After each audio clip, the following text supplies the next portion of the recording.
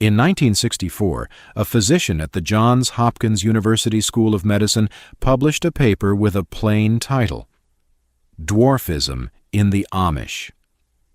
Victor A. McCusick, with Janice A. Egeland, Roswell Eldridge, and David E. Cruzen, had spent years driving farmhouse to farmhouse across Lancaster County, Pennsylvania, examining children and copying family record books by hand.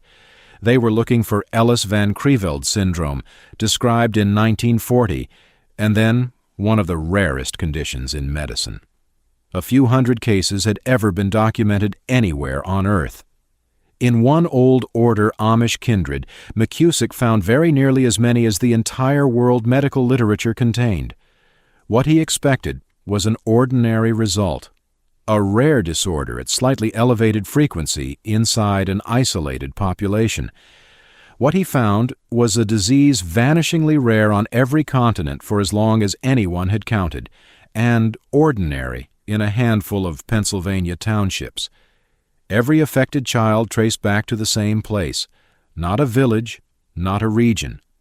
One couple, Samuel King and his wife, who came ashore in southeastern Pennsylvania in 1744. That allele did not become common because it helped anyone survive. It did not become common because anybody married a close relative. It became common because one of the small number of people who happened to get on a boat happened to be carrying it. But here is the part nobody talks about. In August of 2025, a team at the University of Maryland School of Medicine, led by Braxton D. Mitchell, published the largest exome survey ever run on this community. 7,221 Old Order Amish adults sequenced across the protein coding portion of the genome against 7,221 participants of European ancestry from the UK Biobank, matched 1 for 1. The Amish exomes carried only about 14% as many distinct variants, 6/7 of the variation, gone. And here is where the channel has to be careful with you, because you will check. That comparison was not run against the rest of America. It was run against a European ancestry sample of the same size from a British cohort. That is the honest sentence, and we are saying it early rather than letting the comment section say it for us. One American community carries roughly 1/7 of the variant diversity of a same-sized European sample. The map of genetic disease in this country is not smooth. It has spikes. And the sharpest documented spike on the continent sits in a few hundred square miles of Pennsylvania farmland. This video is going to do 3 things. First, we are going to walk through the actual studies, the peer-reviewed ones, each with its journal, its year, and its sample size, so that you can check them yourself. No clickbait, no speculation dressed up as science. Second, we are going to explain the mechanism in plain words. Founder effect, drift, and endogamy shaped every isolated settler population in the English-speaking world, and this is the best documented case on the continent. Third, we are going to tell you what a consumer DNA test can and cannot do if there is plain ancestry in your tree. If you are new here, this is what we do.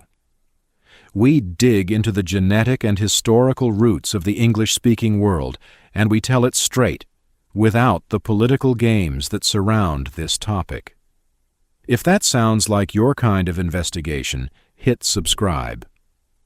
Now, back to the science.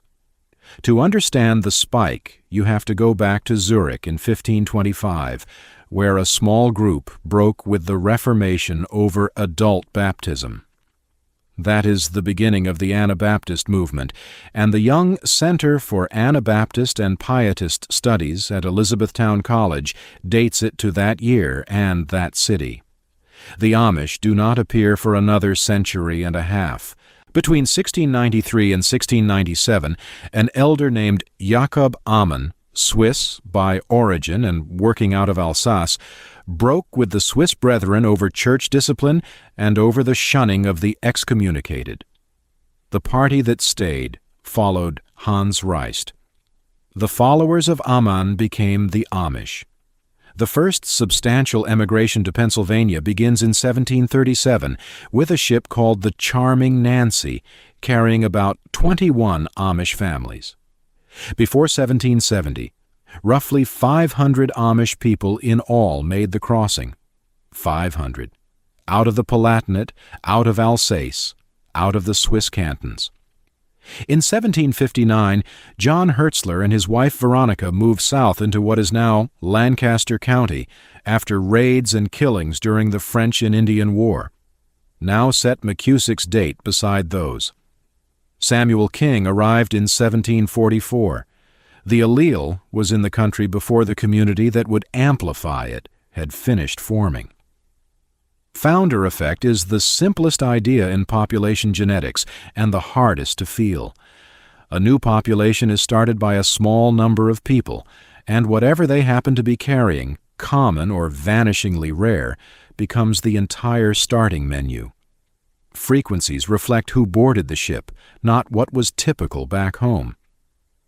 Genetic drift is the second force. Allele frequencies wander at random, and the smaller the population, the wilder the wander. In a founding group of a few hundred with large families and nobody arriving from outside, a frequency can quadruple or vanish in a few generations for no reason except chance. Endogamy is the third. Marrying inside the group, generation after generation.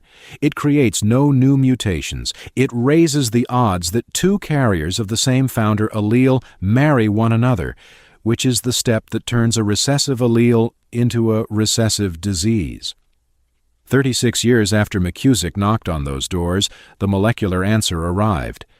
In March of 2000, Nature Genetics published The Cloning of the Gene by Victor L. Ruiz Perez and colleagues, mapped to chromosome 4p16. The Lancaster Amish carry one splice site variant, written in gene reviews as C1886 plus 5, G to T. In the same issue, McCusick published the population arithmetic, and these are the numbers that make founder effect concrete.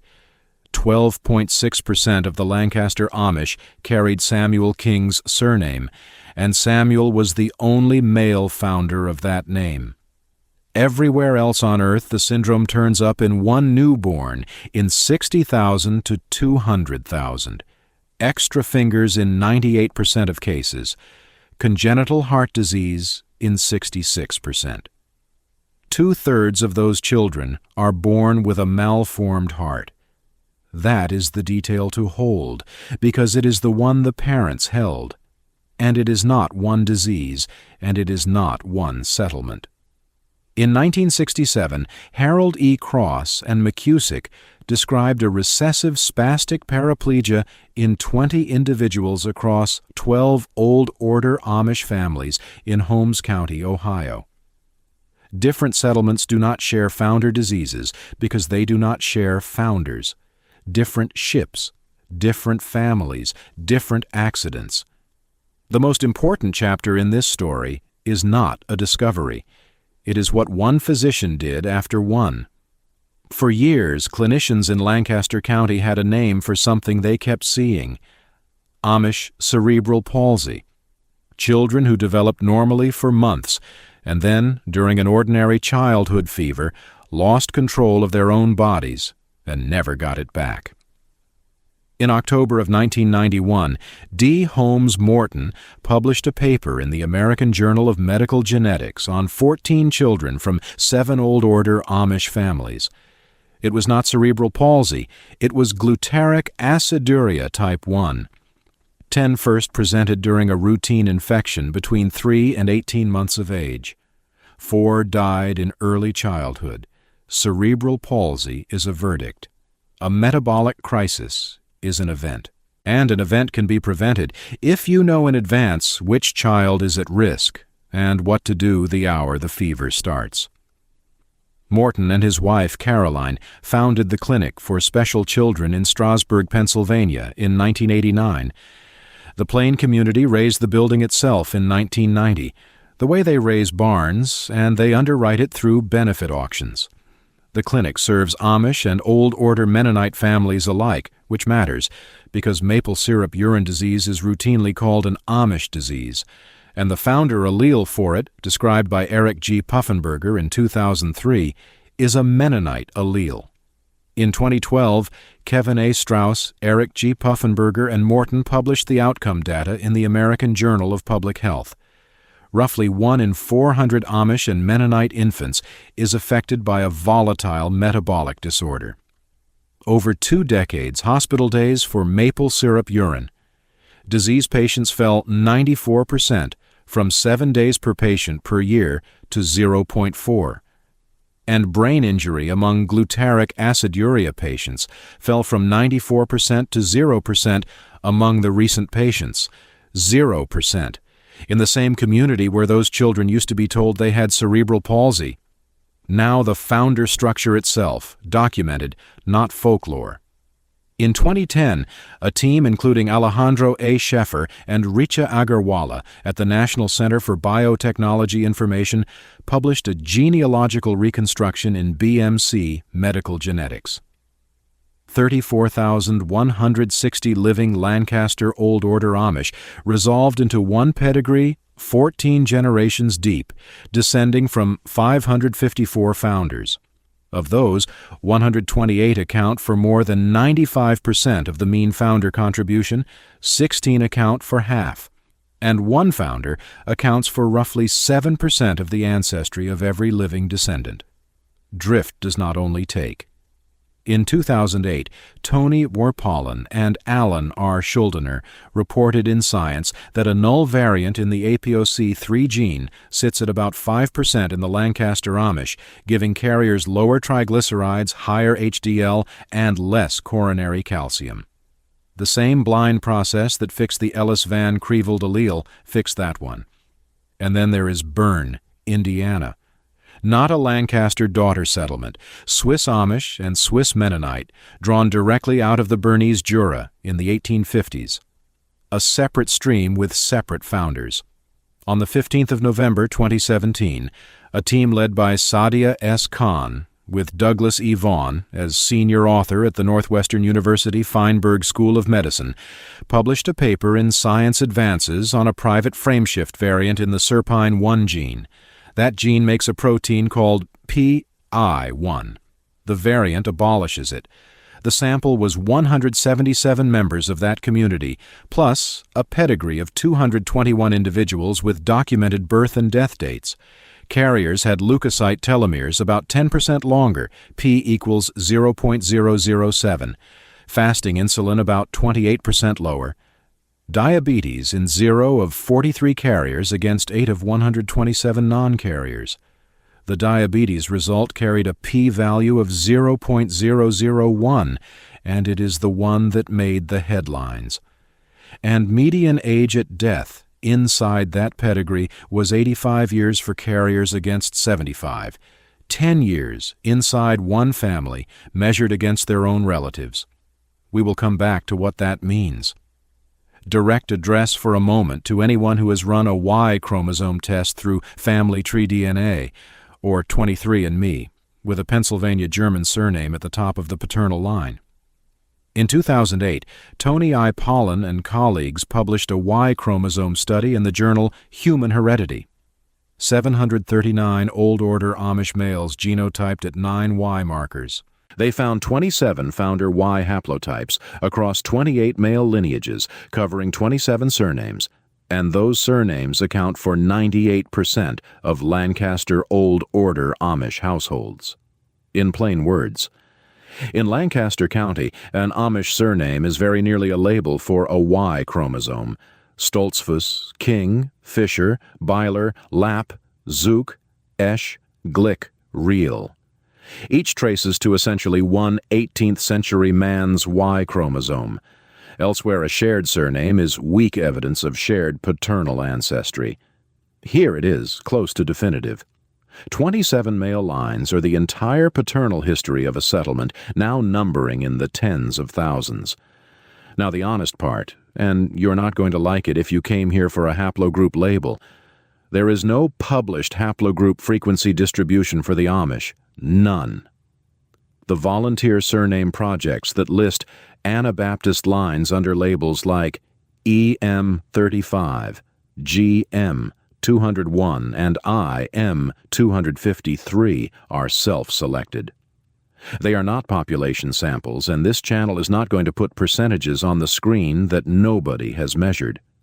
The Amish paternal lines are ordinary Swiss, Alsatian, and Palatine German lineages, nothing exotic.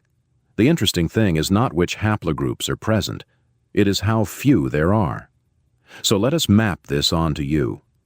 If your family name is Stoltzfus, King, Byler, Fisher, Lapp, Zook, or Esch, and your paper trail runs through Lancaster or the counties beside it, your paternal line is very likely one of those 27 founder haplotypes, and a Y test will tell you which one. If your ancestors left the plain church 2 or 3 generations back and joined a mainstream congregation, you may carry founder variants no physician has thought to look for in you, because you no longer look like the population they were described in. If your line runs through Holmes County, Ohio, or through Adams County, Indiana, rather than Lancaster, you descend from a different founder set entirely, and the disorders documented in your settlement are not the Lancaster ones. And if your autosomal test came back with a large Germanic Europe component and a Pennsylvania colonial paper trail, understand what you are holding. It can tell you the region and nothing finer. It cannot tell you that you are plain descended. Church membership is not in your DNA.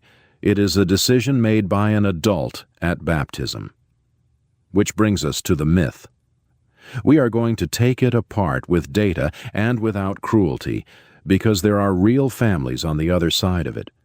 The myth is that the Amish are riddled with genetic disease because they marry their cousins. It is wrong 3 separate times. It is wrong on the practice. The Young Center for Anabaptist and Pietist Studies states plainly that the Amish prohibit marriage between first cousins. Second and third cousins are permitted. There is no first cousin marriage custom here to blame for anything. It is wrong on the mechanism.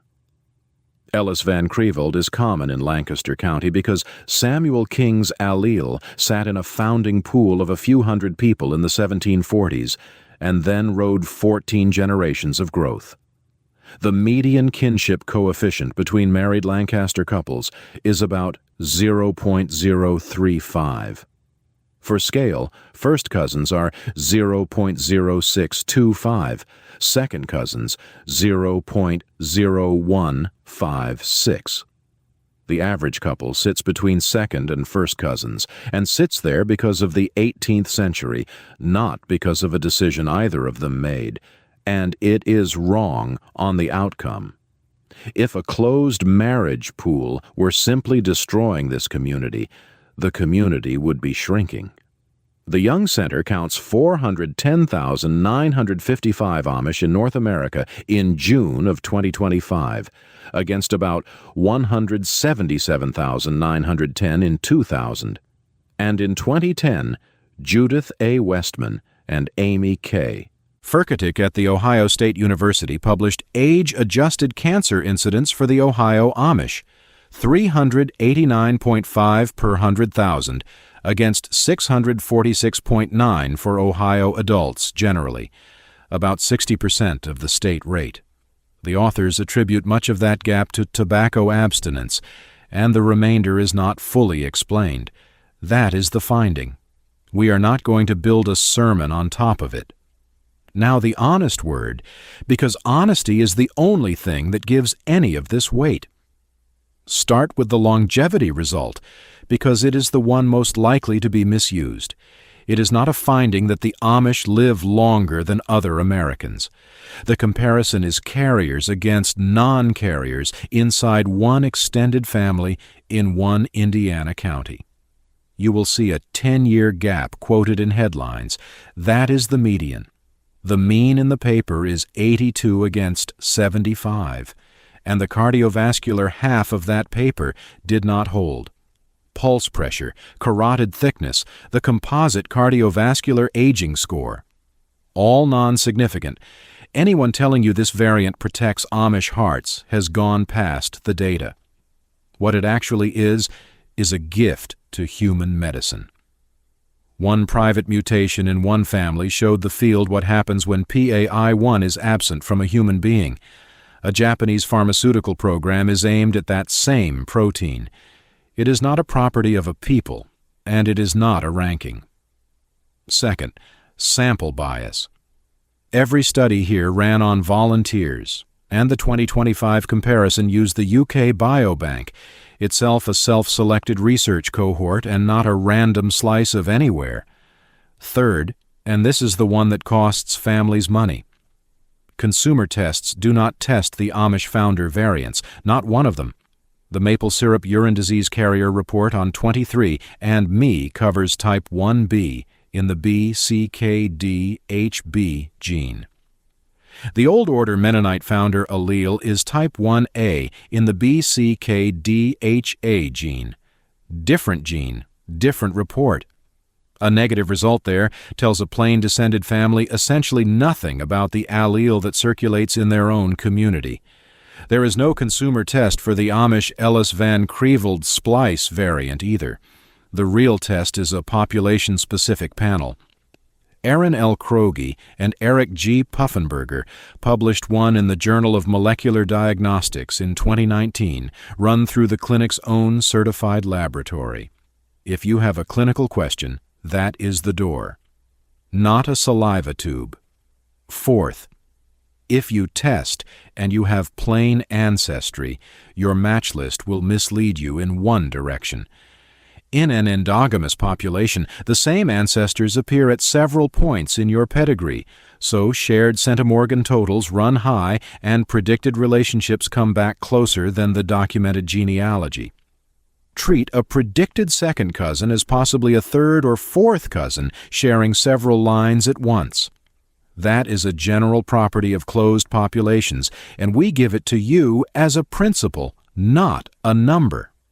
And finally, the point that outranks all the others. Genetic narrowness is not genetic purity, and purity is not a meaningful concept in population genetics. Every human population is admixed, every single one. A founder population is an unrepresentative sample, not a preserved archetype. Amish genomes are not a window into what 18th century Swiss people looked like. They are a window into what a few hundred specific individuals happened to be carrying when they boarded. That 14% figure is a loss of diversity, and the authors frame it as a clinical problem to be managed. There is no pristine bloodline anywhere on Earth. So, the practical instruction, and it is short. Run the test if you want the regions. Read the regions. Then put it down and go and do the work that actually settles descent, which is paper. Family Search is free and strong on Pennsylvania German Church and immigration records. The Global Anabaptist Mennonite Encyclopedia Online is free and scholarly. GDmatch has a free tool that shows the long homozygous stretches in your own genome, the visible footprint of endogamy, and OMIM, Gene Reviews and ClinVar are free and authoritative. OMIM was McCusick's own creation, built out of the work that started in those Lancaster farmhouses. 16 founders, half the ancestry, 14 generations. The thing to carry out of this is not that one community is unusual. Every population carries founder variants. The Amish are unusual only in that theirs have been mapped in extraordinary detail, and mapped largely because the community decided that they should be. They raise the clinic building, they fund it, they commission the screening panel. A gene pool does not remember a country. It remembers a boat. Coming up next, we are going to take this same investigative approach north to the other great founder population of North America. The French-speaking families of Quebec, whose parish records are so complete that geneticists treat the whole province as a laboratory. Same three forces, a different homeland, and results that say something uncomfortable about how much of your medical future was decided long before your ancestors saw America. We will see you there.